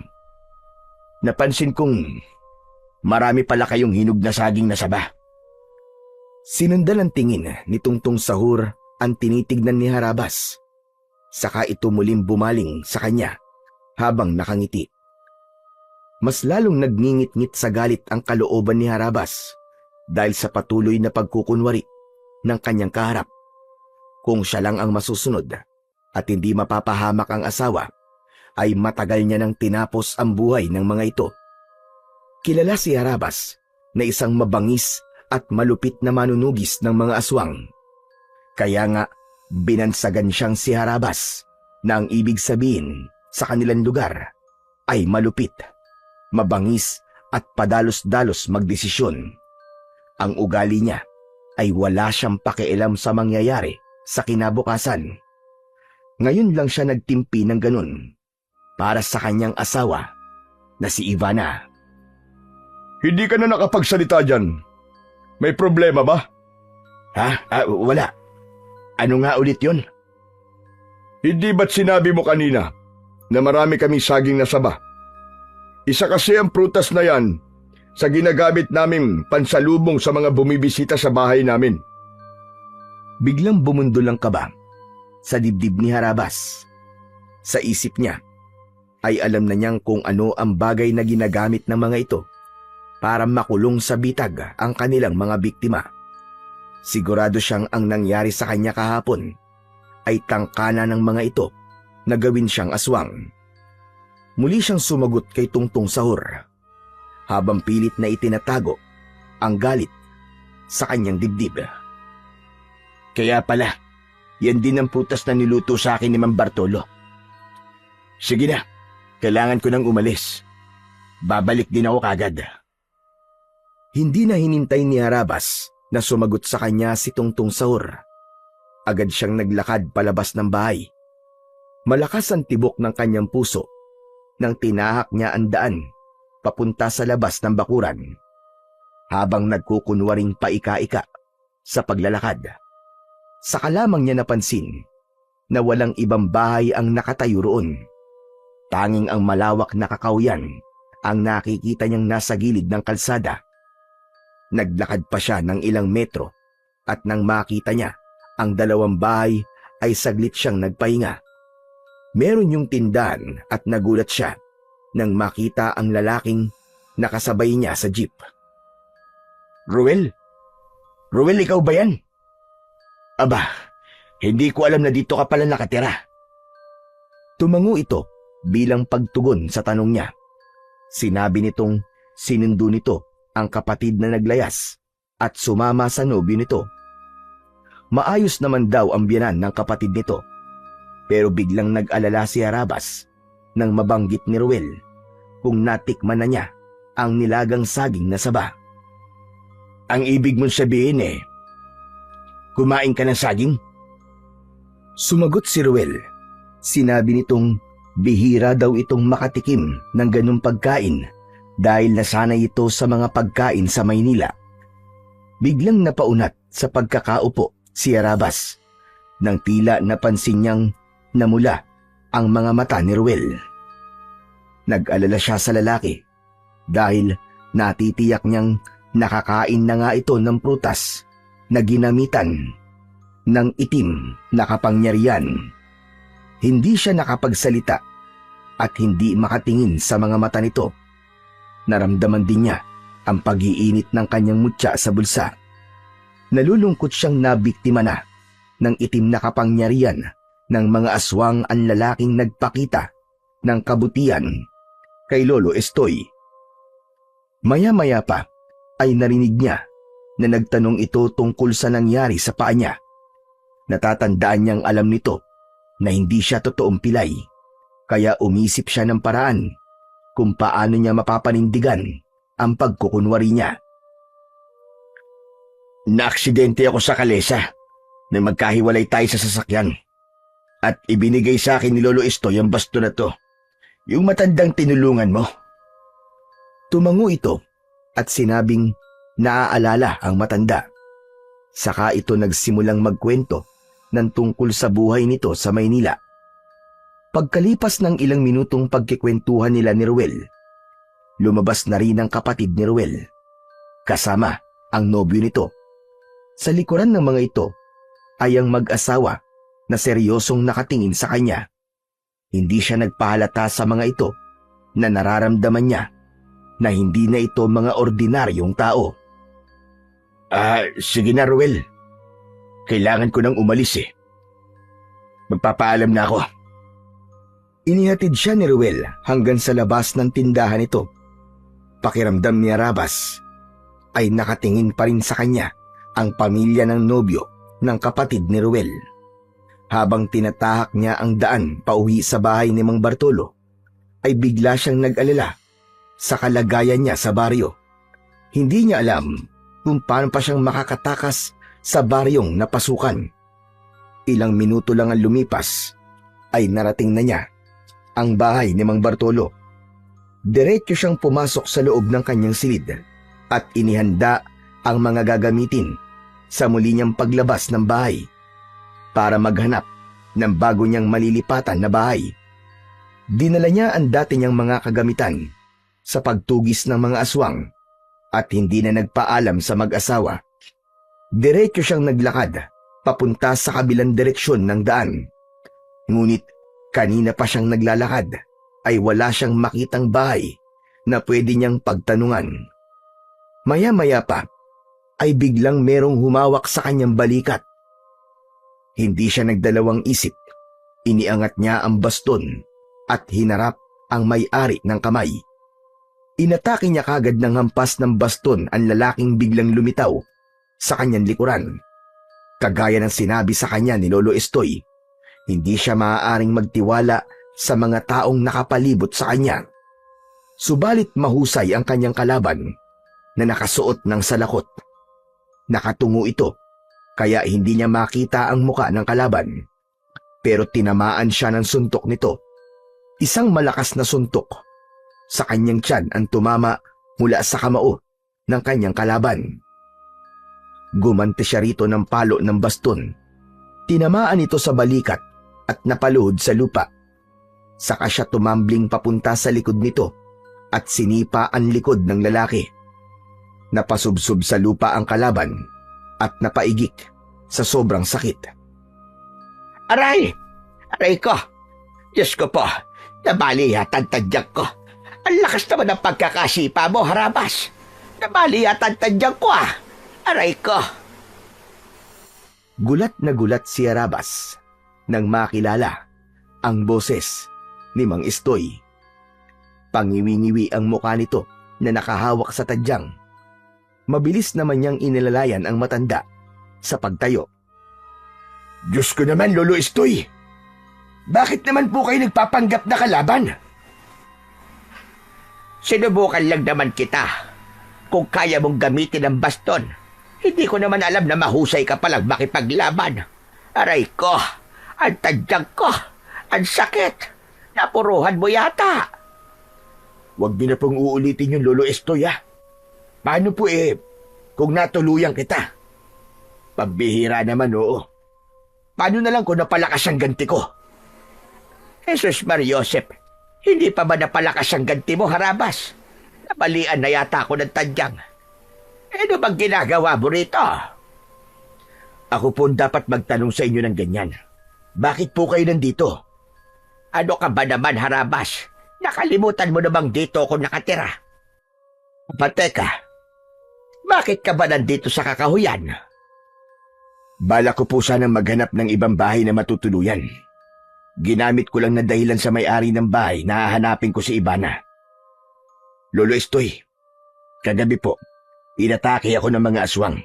Mabuti na lang po tinulungan ako ng baston at mutya. Nalaman ko rin po kung paano ko to gagamitin sa mga aswang. Hindi pa rin natatapos ang pagliligtas sa akin ng mutya. Muntik na po ako makakain ng saging na saba. Lahat ng nakatira sa bahay ng dati kong asawa ay mga aswang. Nakita mo na ba ang asawa mo? Opo, Lolo Estoy. Sa bahay mismo na inuupahan ko.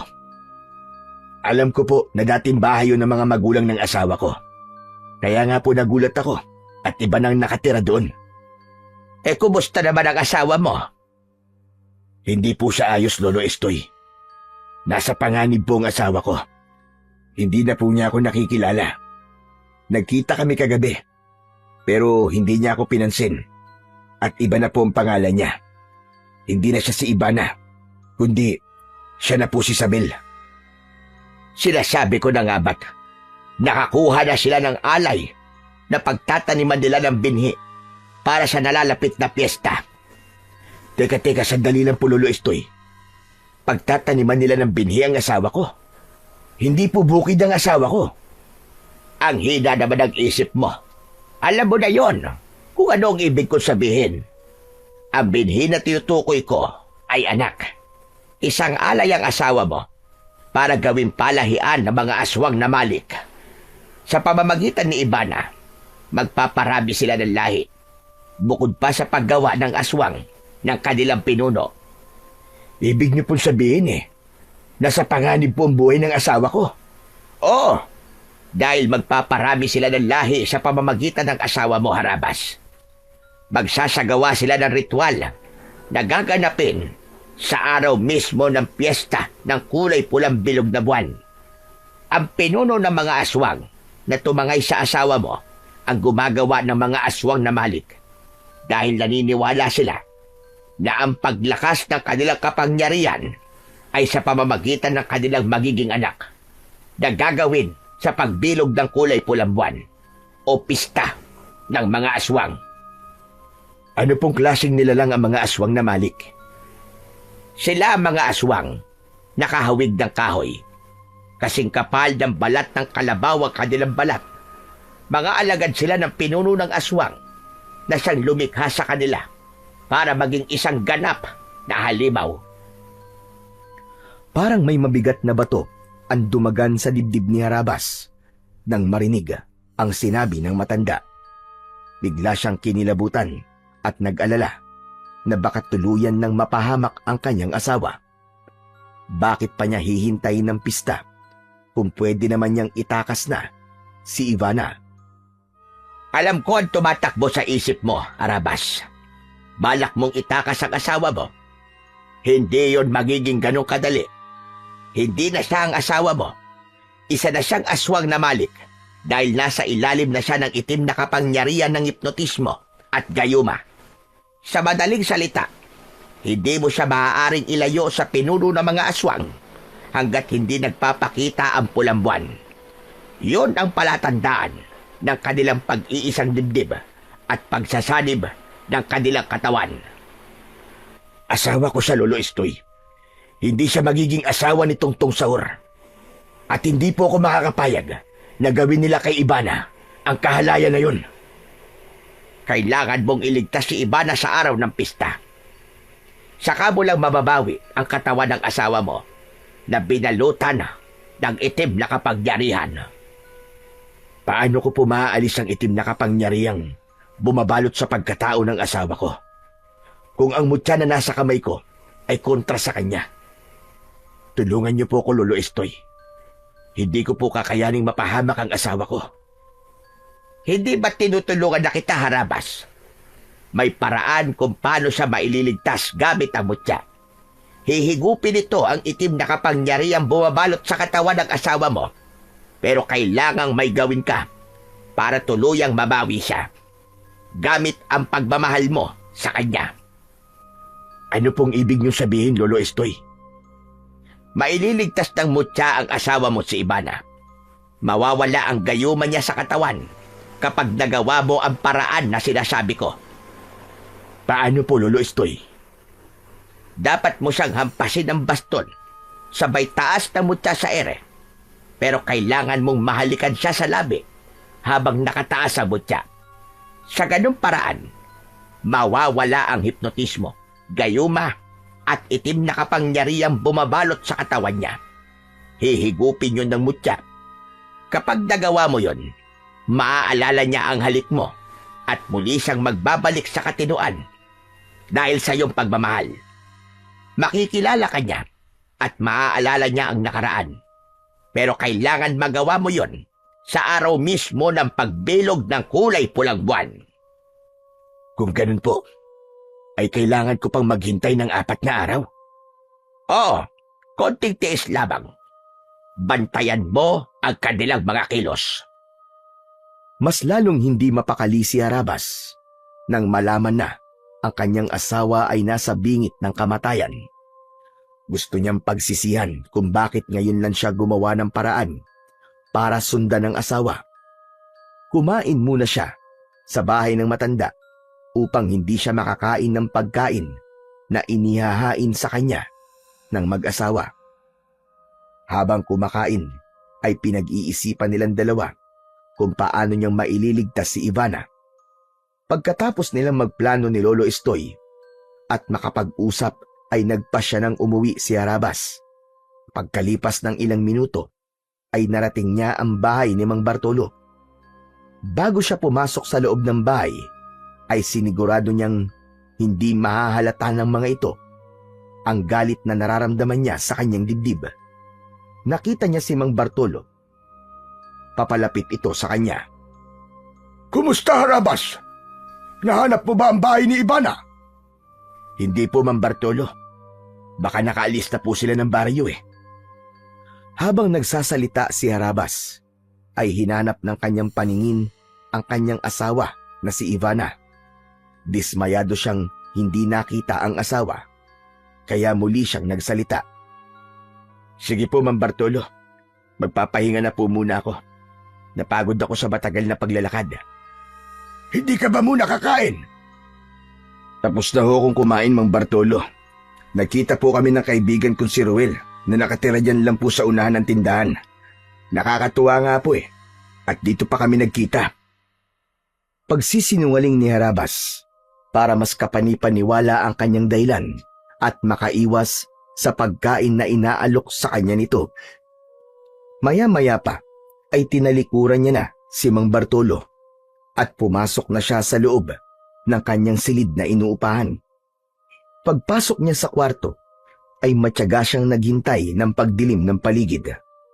Matagal siyang nagbantay sa kanyang asawa at kilos ni Tungtong Saur. Halos hindi na siya matulog. Masigurado lang ang kaligtasan ni Ivana. Pagkalipas ng 4 na araw ay dumating na ang gabi na itinakda para sa pag-aalay. Ang nalalapit na oras ng paglitaw ng bilog na kulay pulang buwan. Mula sa kwarto ni Harabas ay narinig niya ang pagbukas ng pinto ng silid ni Tungtong Sahur. Kaya naman, maingat din ang pagbangon ni Harabas para sundan kung saan papunta ang mga ito. Halos mabingi siya sa lakas ng tibok ng kanyang puso dahil sa labis na pag-aalala niya para sa kanyang asawa. Ilang araw din siyang nakabantay kay Ivana at ngayon lang siya nakaramdam ng takot. Sa madilim na bahagi ng daan, nakita ni Harabas na inaalalayan ni Tungtong Sahur si Ivana. Tulala ito at wala sa sarili. Tinahak ng mga ito ang daan papunta sa kakawyan habang ang kaba sa kanyang dibdib ay palakas ng palakas. Dala ang baston at ang mutya ng pusod ng Supremo ay mabilis na sumunod sa paglalakad si Harabas. Malayo ang kanyang agwat sa mga ito para hindi maramdaman ng mga ito na nakasunod siya. Habang naglalakad ay panayanlinga niya sa paligid. Meron silang usapan ni Lolo Estoy na magkikita sila sa lugar na yon. Maya-maya pa ay nagtago muna siya sa likod ng isang puno. Nakasilip siya sa gawi ng dalawa sa tapat ng bukana ng kuweba. Natitiyak niyang doon gaganapin ang ritual. Walang kaalam-alam ang kanyang asawa na gagawin dito ni Tungtong Sahur yun. Akma na sanang lalapit si Harabas sa kinaroroonan ng dalawa nang makarinig siya ng mahihinang pag-angil sa kanyang likuran. Ganun na lamang ang panlalaki ng kanyang mga mata nang makita ang mga nilalang na nakangising tumutulo ang malapot na laway sa bibig. Mabuti na lang at nakapasok na sa loob ng kuweba sina Tungtong Sahur at Ibana bago pa siya nahuli ng mga nilalang sa kanyang harapan. Sinasabi ko na nga ba't hindi ka totoong pilay at matagal mo nang alam na kami ang mga aswang na malit. Hindi ako nagkamali sa totoong pakay mo. Balak mong agawin sa amin ang aming alay.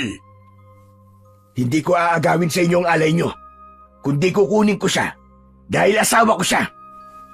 Ang anak nyo na si Tungtong Sahur, papatayin ko siya. Huwag kayong magtago sa itsura nyo bilang aswang dahil kilala kita. Ikaw si Mang Bartolo at siya naman si Aling Tanya. Hindi ko hahayaan na magtagumpay kayo sa binabalak nyo sa asawa ko. Hindi mo kami mapipigilan. Matagal naming hinintay ang ganitong pagkakataon, kaya hindi ka magtatagumpay na labanan kami. Dito pa lang ay sisiguraduhin namin na mapapatay ka na namin. Sige mga kasama, ano pang hinihintay nyo? Atakihin nyo ang mapangahas na lalaking ito! Unang sumugod ang nilalang na merong humahabang dila. Pumulupot yon sa braso ni Harabas para mapigilan ang paggamit niya sa baston. Ngunit sa paglapat ng dila nito sa kanyang sandata, ay lumitaw ang usok mula sa dila nito para itong napasok sa kanyang sandatang baston. Naputol bigla ang dila ng aswang kasabay ng pagpalo niya sa ulo nito gamit ang baston. Bumagsak ito sa lupa, sabay dukot niya ng mutya sa kanyang bulsa at itinaas yon sa ere. Lumiwanag ang bato at hinigop ang kapangyarihang itim mula sa katawan ng nasaktan na nilalang. Umatras si Mang Bartolo kasama ang mga alagad nito. Anong nangyayari? Paano napunta sa iyo ang kakaibang baston at mutya ng aming supremo? Hindi na mahalaga kung paano napunta sa akin to. Ang mahalaga kung paano ko uubusin ang mga lahi niyong mga hayop kayo. Ito na simula ng magiging katapusan niyong lahat. Uubusin ko kayo at wala akong ititira sa inyo. Nagkakamali ka dahil ang pinuno namin na si Tungtong Sahur ang itatapat namin sa mutya na hawak mo. Sa oras na may isagawa ang ritual sa asawa mo, hindi mo na siya matatalo at mawawala ng tuluyan sa iyo si Ibana. Hayop ka. Kung ganun pala, matagal mo nang alam na si Ibana ang nawawala kong asawa. Patutunayan ko sa iyo na hindi kayo magtatagumpay ng anak mong demonyo at lalaban ako hanggang sa huling hininga ko. Dala ng matinding galit na nararamdaman ni Harabas ay mabilis niyang inatake ng palo ng baston si Mang Bartolo. Ngunit humaba ang kamay nito at nasakal siya sa leeg. Hindi siya nagpatinag. Kahit nararamdaman niya ang sakit, ay pinilit niyang makawala sa kamay ng kalaban. Naramdaman din niya ang pagbaon ng kuko nito sa kanyang balat. Kaya buong lakas niyang hinampas ng hawak niyang baston ang kamay ni Mang Bartolo. Napasigaw ito sa labis na sakit at nabitiwan ang kanyang leeg. Napaatras ito ng hakbang, papalayo sa kanyang kinatatayuan. Habang hawak ang kamay na tinamaan ng baston. Pumalit naman si Aling Tanya na panayang angil habang inaatake siya nito ng kalmot. Muntik siyang tamaan sa muka ng matutulis nitong mga kuko, ngunit naiwasan niya ang bawat pag-atake nito. Gumanti si Harabas ng palo ng baston. Tinamaan si Aling Tanya sa katawan at ulo. Bumagsak ito sa lupa at itinaas ni Harabas ang mutya sa ere. Sabay na lumitaw ang kulay itim na usok sa katawan ng mga ito. Kahit na anong pagpupumiglas ang gawin ng mag-asawa, ay hindi nakayanan ng mga ito ang init na taglay ng mutyang hawak niya. Nasunog ang katawan ng mag-asawa at para hindi na makarating sa mga nilalang na nasa loob ng kuweba, inatake niya rin ang natitirang kasama ng mga ito. Lahat ng tamaan ng kanyang baston ay bumabagsak sa lupa habang nagkikikisay ang katawan na bumubula pa ang bibig na parabang nalalason. Bago niya itinaas ang mutya sa ere, magkasabay na hinigop nito ang kapangyarihan ng mga aswang na tinamaan ng kanyang baston. Para siyang nag-iipon ng lakas ng kanyang kapangyarihan sa pamamagitan ng itim na usok. Pagkatapos ng labanan, ay biglang dumating si Lolo Estoy. Mukhang napalaban na rin ang matanda sa mga aswang bago pa ito nakarating sa kanilang tagpuan. Nasa loob po ng kuweba ang asawa ko, Lolo Estoy. Kasama si Tungtong Sahur. Humanda ka, dahil ito na ang simula ng tunay na laban. Ano pong ibig niyo sabihin? Marahil sa mga oras na ito, ay gumagawa ng panibagong aswang ang pinuno nila, habang si Ibana ay nakahanda na para sa gagawin nilang ritual. Lakasan mo ang loob mo para sa gagawin nating pagsugod sa kuta nila. Magaan ang hakbang ng mga paa na nilapitan nila ang pintuan ng kuweba. Malakas ang tibok ng puso ni Harabas habang habol ang sariling hininga. Ilang saglit pa ay naririnig na nila ang nakakakilabot na tinig ni Tungtong Sahur habang nagsasagawa ito ng ritual. Hindi pa ito ganap na halimaw dahil normal na boses pa rin ang kanilang naririnig. Para silang nakikinig ng dasal ng matatandang nagpapasyon o pakantang pagdarasal na gamit ang kakaibang lengguwahe. Bigla ang pagtayo ng mga balahibo niya sa katawan. Pakiramdam ni Harabas ay hindi na siya humihinga ng mga sandaling yun. Maya-maya pa ay tumambad sa kanilang paningin ang maliwanag na ilaw mula sa sulo na nakadikit sa batong dingding ng kuweba. Lahat ay nakapikit para siyang pinagsakluban ng langit at lupa nang makita ang kanyang asawa na si Ibana na walang malay na nakahiga sa malapad na bato. Walang anumang suot na saplot sa katawan. Nakagapos ang mga kamay ng kulay itim na baging, habang ang paa ay tuwid na nakalapat sa higaan na bato. Nanginginig ang kanyang mga kamay dahil sa galit. Ni sa panaginip ay hindi niya inaakala na sasapitin yun ng kanyang asawa. Kasunod ng pagsasagawa ng ritual, ang paghahaplas ng malapot na likido sa katawan ni Ibana, si Tungtong Sahur ang nagsagawa ng pagpapahid ng langis. Nahalata ni Lolo Estoy ang galit na nararamdaman ni Harabas. Humidahon ka muna, Harabas.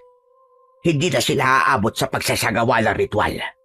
Dahil sa oras na pumula na ang buwan, ay susugod na tayo sa kanila. Mukhang hindi ko na po matatagalan ng eksenang nakikita ko, Lolo Estoy. Ngayon pa lang, ay parang gusto ko na silang patayin lahat. Halos pabulong ang naging pag-uusap nilang dalawa ni Lolo Estoy. Pero hindi pa rin maitatago sa boses niya ang labis na sama ng loob. Hindi niya inaalis ang kanyang paningin kay Tungtong Sahur na walang tigil sa paghaplas ng langis sa katawan ng kanyang asawa. Para siyang unti-unting sinasaksak ng kutsilyo sa kanyang dibdib. Pakiramdam niya ay para siyang nauupos na kandila habang nakikitang walang malay ang asawang si Ivana.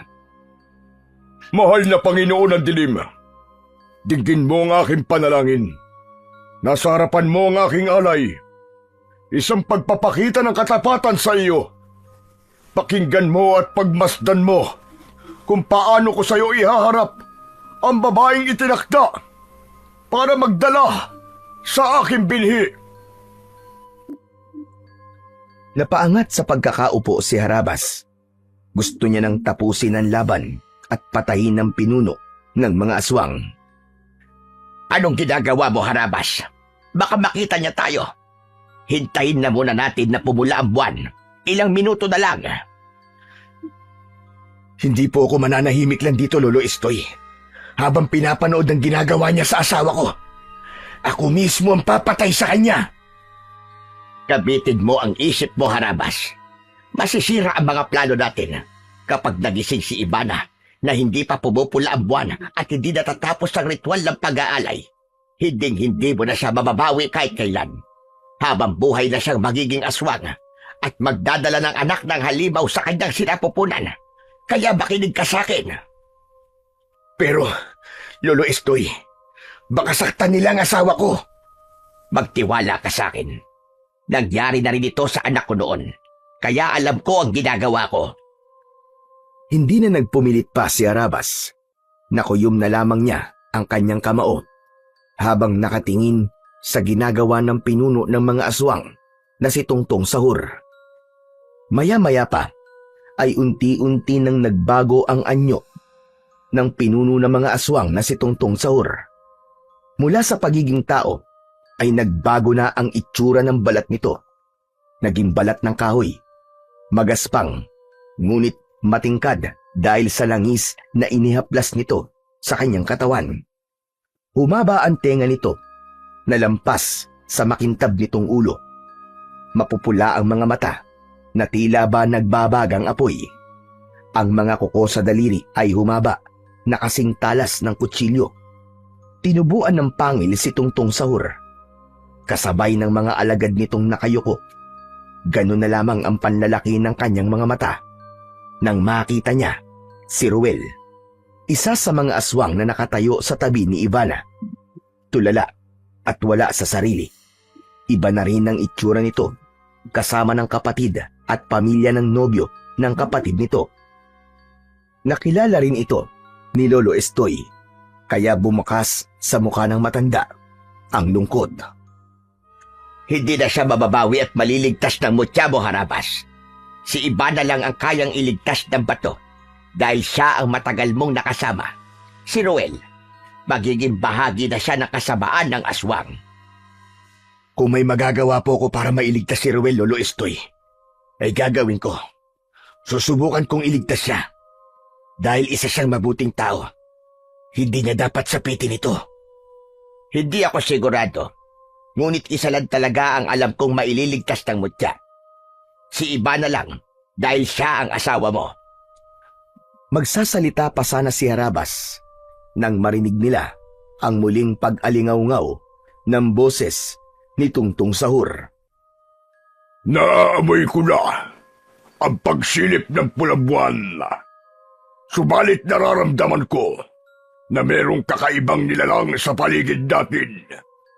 Hanapin niyo ang naaamoy kong nilalang sa paligid. Nagtataglay siya ng itim na kapangyarihan mula sa ating mga kasama. Kung hindi ako nagkakamali, nandito ang lalaking nagmamay-ari sa ating alay. Napaunat ng tayo sa pinagtataguan si Harabas. Sakto yun ng pagsanib ng pulang buwan sa paglitaw ng liwanag nito sa kalangitan. Sabay-sabay na umalulong na parang aso ang mga aswang na malik at kagad silang nakita ng mga halimaw sa loob ng kuweba. Ngayon, ipakita mo na ang galit mo kanina, Harabas! Sige na! Hulihin sila at wag na wag niyong patatakasin! Kasabay ng pagsigaw ng pinuno ng mga aswang, ang pagsugod naman ni Harabas sa mga alagad nito gamit ang kanyang baston. Wala siyang pinalampas. Lahat ay binayo niya ng palo gamit ang baston.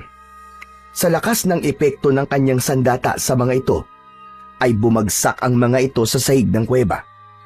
Hindi na niya inuulit ang pagpalo sa katawan ng mga ito dahil bumubula na ang mga bibig ng mga aswang na tinatamaan ng kanyang baston habang nagkikikisay ang katawan. Si Lolo Estoy naman ay kinalaban din ang mga aswang na malik. Sumasalubong ang matanda sa mga kalaban. Magaling din itong makipaglaban. Bawat tamaan ng sandata nitong tungkod ay bumabagsak din sa sahig ng kuweba ang mga aswang. Napansin ni Harabas ang paglapit ni Tungtong Sahur sa walang malay niyang asawa. Akma na sanang gagawin nito ang ritual ng pagsasanib ng katawan. Mabilis siyang lumukso at tumama ang sipa niya sa muka ni Tungtong Sahur. Hindi ko hahayaan na lumapat pa ang mga kamay mo sa katawan ng asawa ko dahil papatayin na kita. Wala ka nang magagawa Sa akin na siya. Ako na ang asawa niya. Nagpanggap ka pang pilay. Akala mo ba, hindi ko naramdaman ang mutya sa bulsa mo? Kung mahusay ka magpanggap, mas magaling akong magkunwari. Tumigil kang hayop ka. Hindi ka nasisikatan ng araw. Hindi na napigilan ni Harabas ang kanyang sarili. Nilabanan niya ito gamit ang kanyang baston. Ngunit hindi ito tinatamaan ng bawat pag-atake niya. Para bang alam nito ang epekto ng kanyang sandata. Gumanti ito ng sipa sa kanya at tumama yun sa kanyang tagiliran. Pasadsad siyang bumagsak sa saig ng kuweba. Mabilis siyang bumangon at lumapit sa kanyang asawa na wala pa ring malay. Kaya naman, sumugod siya ulit kay Tungtung Sahur. Sa muli niyang pag-atake ay naiwasan nito ang kanyang suntok. Umikot siya sa ere at magkakasunod na pagpalo sa katawan nito ang ginawa niya. Tinamaan niya ito sa leeg, ngunit hindi ito bumagsak. Sa halip ay nahawakan nito ang kanyang kamay. Dikitan ang kanilang laban habang nag-aagawan sa baston. Halata niyang napapaso ito sa kanyang sandata. Naalala niyang may talim ang kanyang baston, kaya sa pagpihit niya sa katawan nito ay nabunot niya ang talim at diretso yung isinaksak sa leeg ng pinuno ng mga aswang. Nagmistulang gripo ang dugong lumalabas sa sugat nito. Sabay bunot niya ng talim sa leeg nito. Napaluhod ito sa lupa habang pasigok-sigok. Pilit na tinatakluban ng kamay ang nabutas nitong leeg. Hinawakan ni Harabas ang baston, sabay palo ng napakalakas sa pagmumuka ng aswang. Nagkikikisay ang katawan ni Tungtung Sahur nang bumagsak ito sa sahig ng kuweba. Yan ang pinakamalupit na parusa para sa mga nilalang na kagaya mo.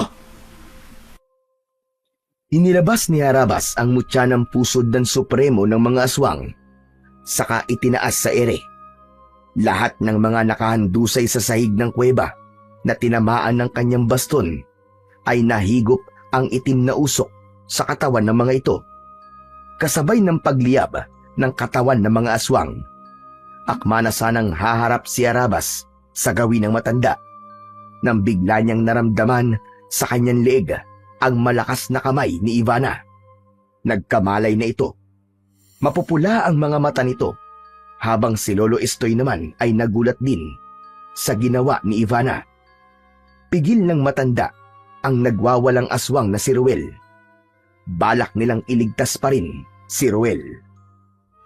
Gawin mo na ang sinabi ko. Iligtas mo si Ivana, Harabas. Bilisan mo! Nakapikit na nagpumigla si Harabas mula sa pagkakasakal sa kanya ng kanyang asawang si Ivana. Ivana, asawa ko! Ako to, si Harabas! Mahal ko, gumising ka. Labanan mo ang itim na kapangyarihan na bumabalot sa katawan mo! Mas lalong bumaon ang mga kuko nito sa kanyang leeg, kaya wala na siyang ibang paraan kundi ang sakta ng asawa gamit ang baston. Pinalo niya ito sa braso, kaya't nabitiwan siya nito, kasabay ng pagtaas niya sa ere ng kanyang mutya. Isang mapusok na halik ang ginawa ni Harabas sa labi ng kanyang asawa. Ramdam na ramdam niya ang malakas na enerhiyang humigop sa itim na kapangyarihang bumabalot sa katawan ni Ivana.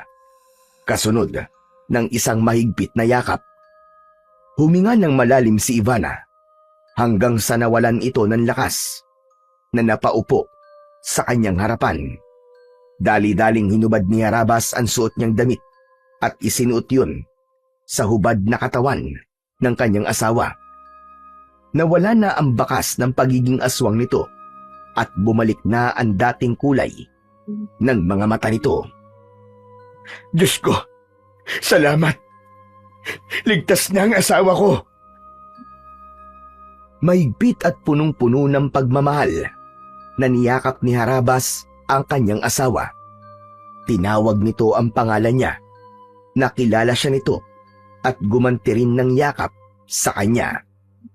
Ipinaliwanag niya rito ang mga nangyari. at napahagulgol ito ng iyak. Samantalang si Ruel na patuloy sa pag-angil ay nilapitan na rin ni Arabas. Patawarin mo ko, kaibigan. Ngunit kailangan kong gawin ito. Hindi ko alam kung magtatagumpay ako sa pagtanggal ng hawa ng aswang sayo. Kung ano man ang magiging resulta, patawarin mo ko, kaibigan. Pinalo ng 2 beses ni Arabas ang lalaki gamit ang baston. Kasunod ang pagtaas ng mutya sa ere. Ipinaliwanag ni Arabas kung paano naging mabuting tao si Ruel kay Lolo Estoy. Ipinaalala niya rito ang natatandaan niyang sinabi nito sa kanya. Ganon din ang pagpapalaki ng mga magulang nito kay Ruel. Tumulo ang luha sa mga mata ni Ruel. Sinabi mo sa akin, Ruel, na pinalaki kayong mabuting tao ng mga magulang mo. Kaya labanan mo ang kasamaang bumabalot sa katawan mo, Ruel. Labanan mo! Isang kulay itim na usok ang lumabas mula sa katawan nito. Katulad ng nangyari kay Ivana, himalang nawala ang hawa nito at bumalik sa dating kulay ang katawan, pati na ang mga mata. Isang hindi maipaliwanag na himala ang nangyari kay Ruel. Tunay na ang pagiging mabuting tao ang malakas na sandata laban sa kasamaan. Nagawa mong iligtas si Ruel, Harabas. Maraming salamat. Napakahusay ng ginawa mo. Hindi maipaliwanag ni Arabas ang saya na kanyang nararamdaman ng mga sandaling yon. Habang yakap niya ang kanyang asawa na si Ivana, may dinukot si Lolo Estoy sa bulsa nito habang nakangiti. Harabas, kailangan mong malaman ang totoong nagligtas sa inyo. Maliban sa Diyos, ay ang pagmamahal ng inyong anak na si Val. Ano? Ano pong ibig niyo sabihin, Lolo Estoy? Paano niyo po nakilala ang anak ko? Itinaas ng matanda ang kulay dilaw na papel at ipinakita nito sa kanya ang sulat kamay ng kanyang anak na si Val. Nanindig ang kanyang balahibo sa katawan at nagtatakang napatingin sa muka ng matanda. Ako ang kasulatan ng anak niyong si Val. Ako ang kaibigan niyang taga-Aklan. Nakiusap siyang samahan ka at siguraduhing ligtas ka. Alam niya kung sino ako sa buhay niya. Ako lang naman ang lolo ni Ivana. Kaya ko nakilala ang anak mong si Val dahil sa sulat na nakarating sa akin. Kaya ang tunay na nagligtas sa inyo ay ang pagmamahal ng anak niyo na si Val. Mapalad kayo ni Ivana sa pagkakaroon ng anak na katulad ni Val. Maganda ang pagpapalaki niyo sa anak niyo. Naluluwang kinuha ni Harabas ang dilaw na papel sa kamay ni Lolo Estoy at kitang-kita niya na nanggaling ngayon sa sulat ng kanyang anak. Lolo ang tawag ni Val kay Lolo Estoy. Nandun din ang pakiusap na iligtas din ang ina nito. Kaya sa simula pa lang ay planado na ng matanda ang pagtulong sa kanya. Walang masabi si Arabas sa kanyang mga natuklasan, pati na sa katotohanan na totoong lolo ni Ivana, si Lolo Estoy. Nang gabing yun ay kasama na nila ang matanda sa pagluwas nila papunta sa Padan Antique. Kasabay si Ruel na labis na nagluluksa sa nangyari sa kapatid. Kulang na lang ay paliparin ni Arabas ang sasakyan para lamang makita ang kanyang anak na si Val. Hindi siya makapaniwala na magagawa yun ng kanyang anak. Pagkalipas ng 1 oras na pagbabiyahe, ay narating na nila ang malawak na palayan. Walang mapagsidlan ng tuwa ang mag-asawa nang makita ang anak na tumatakbo papalapit sa kanila. Isang mahigpit na yakap ang pinakawalan ng mag-asawa para sa kanilang pinakamamahal na anak. Halos maluwa naman si Arabas sa husay ni Val para matulungan siya nito kahit hindi niya ito kasama. Tay! Tay! Nakabalik na po kayo ni nanay! Dahil yun sa'yo, anak. Maraming salamat sa tulong mo. Hindi ko po kasi kayang mawala kayo. Mahal na mahal ko po kayo ni nanay, Tay. Sandali lang. Akala ko ba, Apo, walang iyakan? Aba, hihina ang paghanga ko niyan sa'yo, Apo. Lolo Estoy, nandito rin po pala kayo. Dito na po ba kayo titira, Lolo? Oo naman. Hindi ba't yun ang pangako ko sa'yo? Nagawa ko rin ang pakiusap mo. Natupad ko ang mga hiling mo. Nandito na kami. At buo na ulit ang pamilya mo. Nadagdagan pa. Nandito na rin ako. Mahigpit na niyakap ni Val si Lolo Estoy. Ganon din sina Ivana at Harabas. Sa gitna ng palayan na merong bungang kasing kulay ng ginto, lumakas ang ihip ng hangin na nagdulot ng ginhawa sa kanilang pakiramdam. Tunay na ang pagmamahal ng isang anak ay nasusukat sa kung ano ang kaya niyang gawin para sa kanyang mga magulang. Kung ano ang itinanim, ay siya mo ring aanihin. Ang pagiging mabuting tao sa iyong kapwa ay palaging may kapalit din na kabutihan. Kabutihan na balang araw ay magliligtas sa iyo sa kapahamakan. Nanatiling nasa kamay ni Harabas ang mutya ng pusod ng supremo ng mga aswang. Ginamit niya yon sa kabutihan bilang manunugis ng mga aswang. Ngunit ngayon ay tahimik na silang namumuhay kasama ng mapagmahal niyang asawa, anak at si Lolo Estoy dahil wala ng banta ng kasamaan sa kanilang buhay. Nanatili silang tahimik at payapang namumuhay sa kanilang baryo na puno ng pagmamahalan at nangako sila sa isa't isa na kahit kailan ay hinding-hindi na sila magkakahiwalay at magkakasama at tulong-tulong silang haharap sa bawat pagsubok ng buhay.